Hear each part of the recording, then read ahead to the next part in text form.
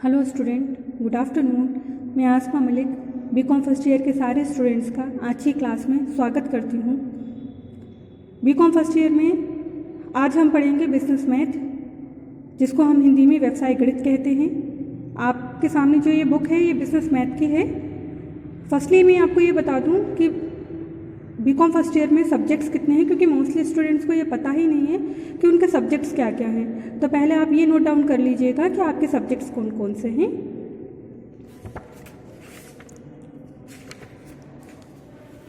ये आपके सब्जेक्ट्स हैं। सबसे पहले है वित्तीय लेखांकन, जिसको हम इंग्लिश में बोलते हैं फाइनेंशियल अकाउंट, ठीक है। सेकंड है आपका व्यावसायिक गणित, जिसको हम इंग्लिश में बोलेंगे बिजनेस मैथ, जिसकी मैं आपकी क्लास लूँगी। थर्ड है व्यावसायिक संनियम, जिसको हम इंग्लिश में बोलेंगे बिजनेस लॉ। फोर्थ है व्यावसायिक संगठन एवं संप्रेषण, जिसको हम इंग्लिश में बोलते हैं business organisation and communication. Fifth है व्यष्टि एवं समष्टि अर्थशास्त्र, माइक्रो एंड मैक्रो। अब आप ये जान लीजिएगा बीकॉम 2 टाइप से होता है, एक BCom computer and BCom plain. जो स्टूडेंट्स बीकॉम कंप्यूटर से कर रहे हैं तो उनका ये जो लास्ट फिफ्थ वाला है व्यष्टि एवं समष्टि अर्थशास्त्र, ये व्यष्टि एवं समष्टि अर्थशास्त्र ये आपका कट जाएगा। इसकी जगह आपका आ जाएगा कंप्यूटर। जो कंप्यूटर से हैं उनका कंप्यूटर हो जाएगा और जो प्लेन से हैं उनका व्यष्टि एवं समष्टि अर्थशास्त्र आ जाएगा। बाकी के ये first, second, third and fourth ये सबके कॉमन रहेंगे, चाहे वो कंप्यूटर से हो चाहे वो प्लेन से हो। और जो कंप्यूटर से हैं उनका फिफ्थ कंप्यूटर आ जाएगा और जो प्लेन से हैं उनका माइक्रो एंड मैक्रो आ जाएगा। 5 ये हो गए आपके। फिर उसके बाद आपका रहता है फाउंडेशन कोर्स, यानी जिसको बोलते हैं हम हिंदी में आधार पाठ्यक्रम। उसमें आपका हिंदी, नैतिक मूल्य, एक बुक वो रहेगी, एक इंग्लिश की रहेगी और एक उद्यमिता की रहेगी, ठीक है। ऐसे आपके सब्जेक्ट्स रहेंगे। फर्स्टली हम पढ़ते हैं। सबसे पहले आप ये देखिए विषय सूची, यानी आपके चैप्टर्स कितने हैं। तो यहाँ आपके टोटल 14 चैप्टर हैं, दिख रहे हैं आपको। 14 चैप्टर को हमने 5 यूनिट्स में डिवाइड किया है, यानी 5 यूनिट में। आप देखेंगे फर्स्ट जो आपका चैप्टर्स है, फर्स्ट यूनिट है वो फर्स्ट से लेकर 6, जिसमें आएगा अनुपात, फिर आएगा त्याग अनुपात एवं लाभ प्राप्ति अनुपात, थर्ड है आपका समानुपात, फोर्थ है प्रतिशतता, फिफ्थ है कमीशन एवं दलाली और 6 है बट्टा। ये 6 चैप्टर्स को मिलाकर आपकी एक यूनिट कंप्लीट होगी, ठीक है। फिर 7th है आपका युगपत समीकरण, फिर है बीजक एवं निर्माण, 9th है आपका प्रारंभिक अवयव। इन तीनों 7th और 8th को मिलाकर आपकी सेकंड यूनिट कंप्लीट होती है। 9th आपकी सिर्फ एक 9 चैप्टर ऐसा है जो 3 यूनिट एक चैप्टर से कंप्लीट होती है, जिसको हम बोलेंगे प्रारंभिक अवयव। 4th चैप्टर आपका 10, 11 और 12 लघु गुणक एवं प्रति लघु गुणक, साधारण ब्याज एवं चक्रवृद्धि ब्याज, इन तीनों चैप्टर्स के मिलकर आपकी 4th यूनिट बनेगी। और 5th यूनिट है आपकी माध्य और लाभ एवं हानि। ये आपकी टोटल 5 आपके यूनिट्स हो जाएंगी और टोटल चैप्टर्स हैं आपके 40। एक बार आप ये देख लीजिए, ये यूनिट्स भी आपको ये दी हुई हैं। फर्स्ट यूनिट में अनुपात, प्राप्त एवं त्याग अनुपात, समानुपात, प्रतिशत, कमीशन, भट्टा एवं दलाली, ठीक है। इसका इंग्लिश में भी है। जो स्टूडेंट्स इंग्लिश मीडियम से हैं तो वो ये देख लें कि इंग्लिश में भी लिखा हुआ है। सेकंड है आपका युगपत समीकरण, जिसमें युगपत समीकरण अगर पढ़ेंगे तो उसमें आपको क्या क्या पढ़ना है, अर्थ पढ़ना है, विशेषताएं पढ़नी है, उसके प्रकार, गणनाएं, बीजक एवं निर्माण। थर्ड यूनिट में है आपका प्रारंभिक अवयव। प्रारंभिक अवयव में क्या पढ़ना है आपको, परिभाषाएं पढ़ना है, गणनाएं पढ़ना है और अवयव के प्रकार पढ़ना है। 4th यूनिट लघु गुणक एवं प्रति लघु गुणक, उसके सिद्धांत पढ़िए, गणनाएं पढ़ेंगे हम, साधारण एवं चक्रवृद्धि ब्याज पढ़ेंगे। और 5th यूनिट में हम पढ़ेंगे औसत, सामान्य, भारित एवं सांख्यिकी औसत, अंक गणितीय माध्य, हरात्मक माध्य, ज्यामितीय माध्य और लाभ एवं हानि, ठीक है। यह आपके पूरा पर्टिकुलर ये सारे विवरण हैं जिसके अकॉर्डिंग हम पढ़ाई स्टार्ट करेंगे, ठीक है। सिलेबस है ये आपका। अब हमारा फर्स्ट है अनुपात। तो अब हम सबसे पहले पढ़ेंगे अनुपात। आपको पता होगा अनुपात को इंग्लिश में क्या बोलते हैं, रेशियो। तो सबसे पहले हमें क्या पढ़ना है, अनुपात का अर्थ एवं परिभाषा। अर्थ वह राशि जो 2 संख्याओं के संबंध को भाग द्वारा प्रदर्शित करती है, उन संख्याओं को क्या कहते हैं हम, अनुपात। भाग द्वारा 2 राशि हैं। देखिए माना कि हमारे पास 2 राशि हैं, एक 80 है और एक है हमारे पास 8, इन दोनों राशियों को हमें क्या करना है, भाग द्वारा प्रदर्शित करना है। तो अनुपात है, तो अनुपात के लिए हमने क्या लगाया, पहले तो हमने ये साइन लगाया जिसको क्या बोलते हैं, अनुपात। अब भाग द्वारा प्रदर्शित करने के लिए क्या करेंगे हम, 80 के बटे में हम क्या रखेंगे, 8। अब इसको भाग द्वारा प्रदर्शित कीजिए, तो कैसे करेंगे हम, भाग कीजिए, 8 एकम 8 और 8 धाम 80, कितना आ गया, 10 बटे 1। ये क्या कहलाएगा, भाग द्वारा प्रदर्शित हुआ है। अब ये इसको अगर हम अनुपात में दर्शाएंगे तो ये क्या हो जाएगा, 10 अनुपात 1। ठीक है, किसी भी दो राशियों को जब हम भाग द्वारा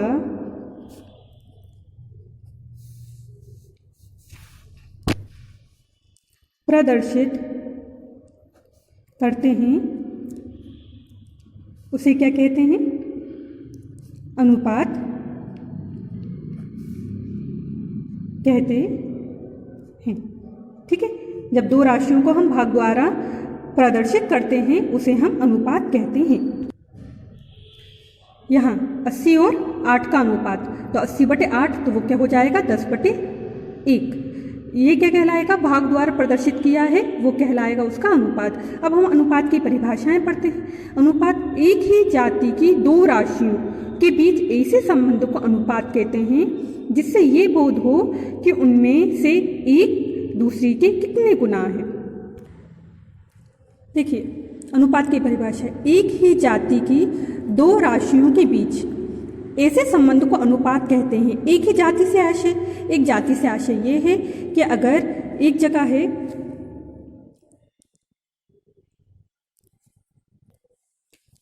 जगह है, माना कि यहाँ लिखा है 1 रुपये और यहाँ लिखा है 200 पैसे।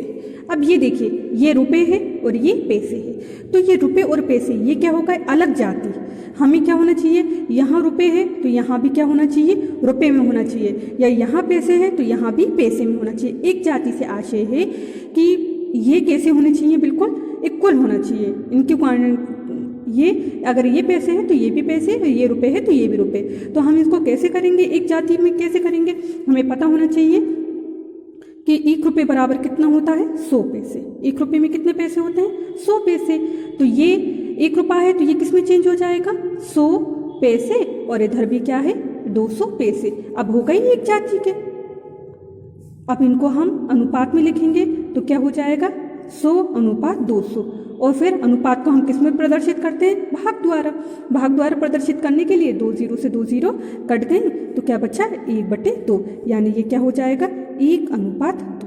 ठीक है, एक ही जाति से संबंध, अगर यहाँ किलोग्राम है और यहाँ ग्राम है तो हमें पहले क्या करना पड़ेगा, किलोग्राम को किस में चेंज करना पड़ेगा, ग्राम में। अगर यहाँ मीटर है और यहाँ सेंटीमीटर है तो मीटर को किस में चेंज करना पड़ेगा, सेंटीमीटर में। अगर यहाँ किलोमीटर है और यहाँ मीटर है, इन सारी चीज़ों को कैसे करना पड़ेगा, हमें चेंज करना पड़ेगा। एक ही जाति में किलोग्राम किलोग्राम में, या ग्राम ग्राम में, मीटर सेंटीमीटर में, या सेंटीमीटर मीटर में, एक ही जाति का होना चाहिए। ग्राम को ग्राम में करेंगे चेंज, या किलोग्राम को किलोग्राम में कन्वर्ट करेंगे।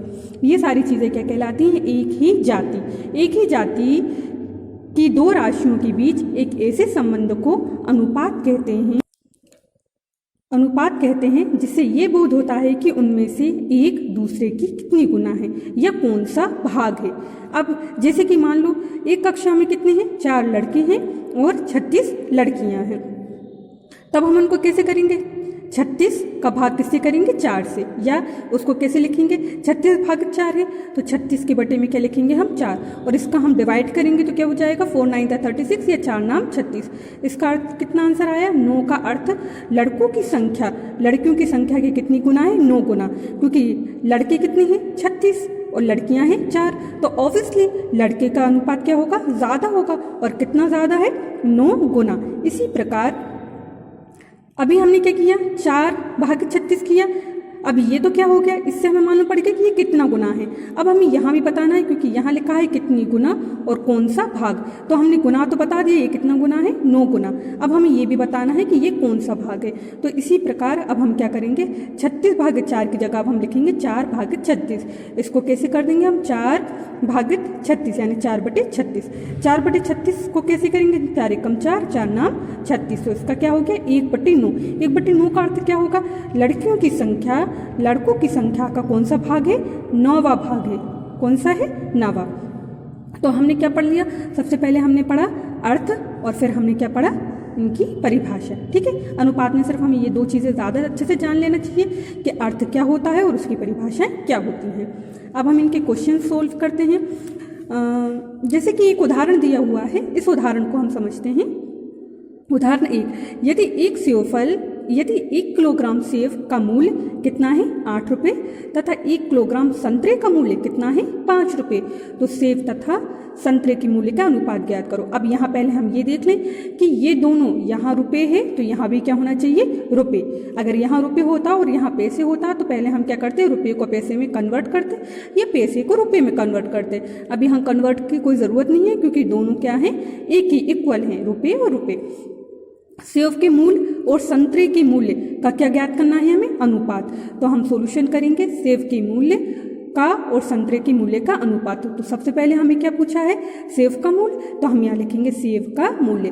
फिर उसके बाद हमें क्या है, संतरे का मूल्य, तो हम लिखेंगे संतरे का मूल्य। अब सेब का मूल्य कितना था, 8 और संतरे का मूल्य था 5। अब ये संख्या ऐसी हैं जो कट तो हो नहीं सकती हैं, इनका फ्रैक्शन नहीं निकल सकता है, तो हम इनको क्या कर देंगे, अनुपात बताना है तो इनको लिख देंगे हम 8:5। ठीक है, सेबफल और संतरे के मूल्य का अनुपात कितना है, 8:5। नेक्स्ट देखते हैं हम उदाहरण 2, 8 सेंटीमीटर तथा 3 सेंटीमीटर का अनुपात ज्ञात कीजिए। 8 सेंटीमीटर, अब यहाँ देखिए ये दोनों एक ही जाति के नहीं है, ये विजातीय हैं। ठीक है, 8 सेंटीमीटर, सेंटीमीटर और यहाँ क्या है, मीटर। तो हमें पहले क्या करना पड़ेगा, मीटर को सेंटीमीटर में कन्वर्ट करना पड़ेगा। तो हम हल करेंगे। 1 मीटर इज इक्वल्स टू क्या होता है, 100 सेंटीमीटर। 1 मीटर में 100 सेंटीमीटर होते हैं। तो यहाँ कितना मीटर है, 3 मीटर।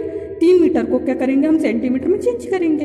1 मीटर में जब 100 सेंटीमीटर होते हैं तो 3 मीटर में कितने सेंटीमीटर होंगे, 300। 3 का गुणा किससे कर देंगे हम, 100 से, तो ये हो जाएगा 300 सेंटीमीटर। अब होगा इक्वल। अब ये 8 सेंटीमीटर तथा 3 मीटर का हम क्या निकालेंगे, अनुपात।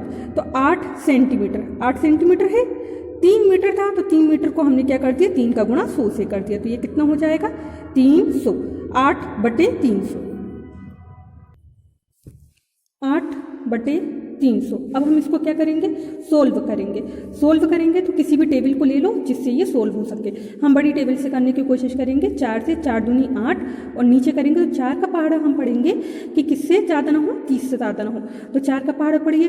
4 का पहाड़ा हम कितनी बार पढ़ेंगे कि 30 से ना हो, 4 सत्ते 28, 4 सत्ते 28 होगा, ये 30 था तो 2 हासिल की बचेगी, यानी ये कितने हो जाएंगे, 20। 20 4 पंचे 20, ये कितना हो गया, 2/75, यानी ये क्या हो जाएगा, 2:75। ठीक है, ये देखिए 2/75 यानी क्या आ गया इसका, 2:75। 8 सेंटीमीटर और 3 मीटर का अनुपात निकला 2:75। ठीक है, इतना समझ में आया। इसके बाद नेक्स्ट क्लास हम कल कंटिन्यू करेंगे। अगर आपको कुछ भी डाउट हो तो आप पूछ सकते हैं। ठीक है, हैव ए नाइस डे।